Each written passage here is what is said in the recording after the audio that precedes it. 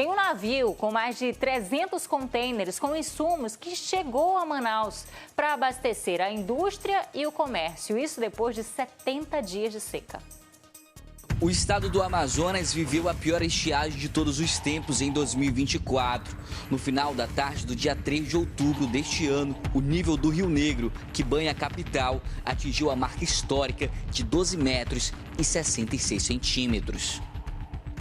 Os 62 municípios estiveram em situação de emergência. As embarcações de grande e médio porte pararam de navegar nos rios da Amazônia.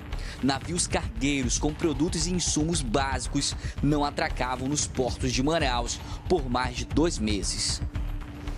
Mas com a chegada do inverno amazônico, as chuvas são mais constantes, o que ajuda o rio subir. Apesar de ser um movimento lento, todas as bacias hidrográficas do estado estão subindo. A gente já está em processo de enchente. Esse processo de enchente ele é regular, mas o que é o que a gente observa de problema? O nível de partida, ou seja, a cota em que sai daquele pico de vazante, de pico de seca, para o início do processo de enchente, ela foi muito baixa. Mesmo com uma subida regular, os níveis hoje ainda estão abaixo do esperado para a época. Aqui em Manaus, por exemplo, a gente já estaria nessa época do ano com cotas acima dos 16 metros, que é aquela cota que permite já uma, digamos, normalidade na navegação, né? Devagar, as operações de carga e descarga dos navios também são em processo de normalização aqui em Manaus. No fim de novembro, o navio Mercosul Suape atracou na capital com mais de 300 contêineres. Para que a gente entenda esse cenário, devido à seca severa que o estado do Amazonas passou, os navios cargueiros precisavam deixar suas cargas nos piers flutuantes que foram construídos no município de Itacoatiara. A partir desse momento, as balsas traziam essas cargas até a capital do estado. Agora, com a subida dos rios, a tendência é que gradativamente esses navios possam ancorar aqui no porto, diminuindo o custo de produtos e insumos da Zona Franca de Manaus. Para o diretor do porto, essa alternativa de construir balsas flutuantes deu muito certo.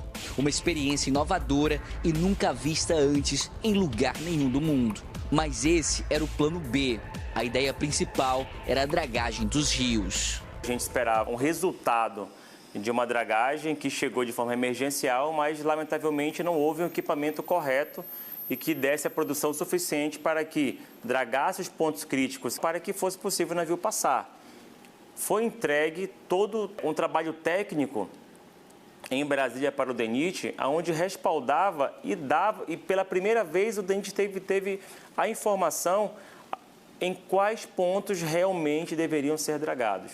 Segundo o DENIT, o Departamento Nacional de Infraestrutura de Transportes, as obras de dragagem nos rios Amazonas e Solimões estão em andamento. O projeto deve ser executado ao longo de 5 anos. O objetivo é que em outras estiagens severas, o transporte de mercadorias essenciais para a economia seja seguro e contínuo. E a gente já precisa começar a pensar nisso. Nós teríamos que ter pensado nisso, falo enquanto sociedade mesmo, enquanto amazonense, porque o poder público já tinha que ter previsto isso há muito tempo, porque todo ano tem estiagem. Por que a gente sofreu tanto esse ano? Ah, o nível do rio baixou mais, secou mais? Não, a gente sequer se recuperou da última seca, da seca do ano passado. E por conta disso, quando o nível do rio subiu, a estiagem começou e o nível ainda não tinha se recuperado o suficiente. E pode ser o que vai acontecer no próximo ano. Tomara que não. Tomara que a gente não se acostume com bater recorde atrás de recorde. Tomara que isso não aconteça. Mas o que a gente está vivendo é uma situação que não dá para dizer que nós fomos pegos de surpresa. A gente vai continuar acompanhando e trazendo, claro, essas novidades, né? A gente está falando desde o início do jornal de hoje, choveu bastante, é bom que ajuda. O nível do rio, nem tanto.